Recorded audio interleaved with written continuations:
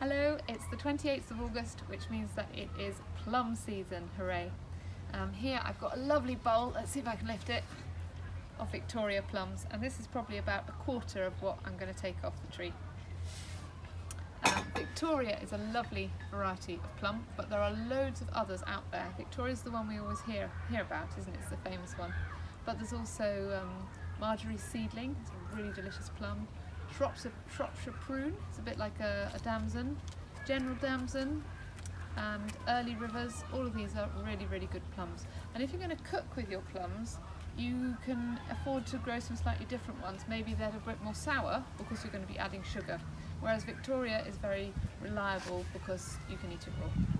Anyway, we are going to make jam with this because there's only so many raw and stewed plums that you can eat, and I'm going to show you how, because it is very easy and makes a lovely present and a nice afternoon tea. Okay, so you take your plums and you just, if there's a little stalky bit, pull it off, and then you're just going to cut them all into, I tend to do quarters. Now the nice thing about Victorias is that they come off the stone really easily. Now that is a real winner, and if you have a variety of plum that sticks to the stone, this job is an awful lot less enjoyable. But I'm going to put my stones in my compost. You never know, they may germinate and I'll get some more trees next year. Unlikely. Cut them into approximately quarters, doesn't really matter. Stick them in a bowl. You don't need to watch while I do that. I'm going to go away and do the rest of the bowl full. But when you're making jam, you always need a source of acid, and I'm going to use a lemon. You can see here that I've zested it because it seems a waste to not use the zest, so I've just put the zest into the bowl, and then I'm going to add juice of the whole lemon. Now in desperate times I have actually put in a drop of white wine vinegar and it hasn't made any difference, it's still done the job, but a lemon sort of feels better when you're making jam. This one's actually got very little juice in.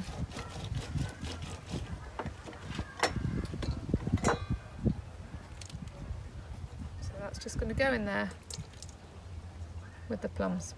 Now the reason you need the acid is because if you want jam to set, it needs a substance, a protein called pectin, and plums are very naturally high in pectin, so you don't need to add any.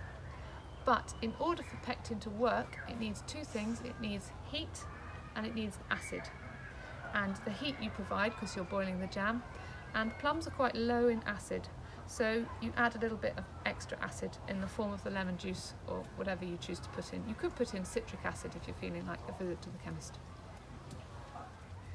Right, there is all those plums chopped up, minus a few that I ate along the way, which were really nice. Incidentally, making jam is not for your best fruit. Save that, eat it raw, enjoy its flavour. Jam is for preserving. And when you are making jam, we talked about pectin before, well, the pectin levels are highest in really unripe fruit. So annoyingly, if you've got a glut of things that are going over, they're not the most suitable for jam, or you'll have to add a lot of extra pectin. But anyway, plums, I've got a nice mixture. You see some of these are really firm, so they won't need any extra pectin and they should set. But a word in favour of runny jams, they're still delicious. You know, jam's best friend is yoghurt as far as I'm concerned. It doesn't have to go on toast, it can run into yoghurt, it can run into crumpets. Anyway, so I've got my chopped plums here, and I'm going to set my scales to 0 and weigh them. So in it goes, and that is 1,860 grams. Now with any jam, you just put in exactly the same amount of sugar, which is quite shocking. So if you've got a bad memory, like I have, immediately write down that number. Anyway, so 1,860 grams. Going to then, I am not actually going to put the sugar in immediately. Once you've added sugar to your jam, the fruit won't really soften anymore. It'll stay in those big chunks, and personally that's not what I'm aiming for in a jam. I want it to be quite spreadable. So I'm going to add a tiniest bit of water, you know, just a quick drop or three, and I'm going to soften it on the stove. Once it's softened, then I'm going to add the sugar. Okay, so here is the plum concoction after we've softened it. You can see the consistency is completely different. It's much thicker with small pieces in it. Okay, this is the moment. If you want to add any extra things, like flavouring, or you could, with plums, you might want to put cinnamon or ginger or cloves or allspice, anything like that. This is the moment to put it in. I'm just going to put in a little bit of cinnamon. It's not a precise art.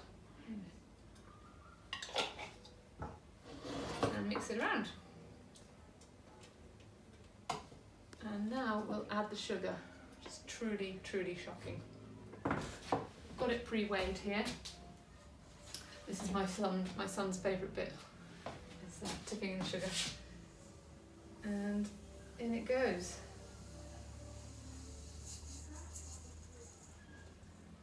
And then you just very gradually, so that you don't send it flying over the side of the pan, stir it in till it's all dissolved. Just takes a few seconds. And then you bring it up to the heat. I'm putting it on the hot now, and we want it to really bubble hard. So watch out, this is the moment where it can spit in your face, so really do be careful. And if you're doing it with your children, it's the moment to make them step back a bit. So once it's actually boiling, we'll probably take about 5 to 10 minutes of boiling. And if we're lucky, we'll be able to see it hang off the edge of a spoon. So at the moment, if I put it down, it just pours straight off like that. There's no thickness, it just looks like a liquid. And hopefully after a few minutes of boiling, when we do that exact same thing, you should see it do only a small, but a sort of pause, a sort of dangle before it drops off. Anyway, I'll show you that in a minute or two. Okay, so here is our jam. But this has been boiling for half an hour, which doesn't usually happen. Sometimes you can make jam in as little as 10 minutes. But I think just there was a really big quantity. I don't know what else would have done it, but it took a good half hour. Anyway, I am pretty sure it's going to set because I put some onto a saucer. And if you run your finger through the middle, oh, look, you see, it's all wrinkled up. So that's a good indication that it's set, or it will set.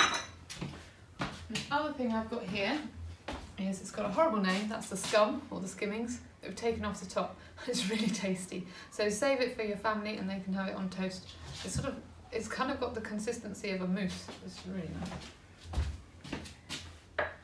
Anyway, over we come with the jam. This is the worst bit, actually.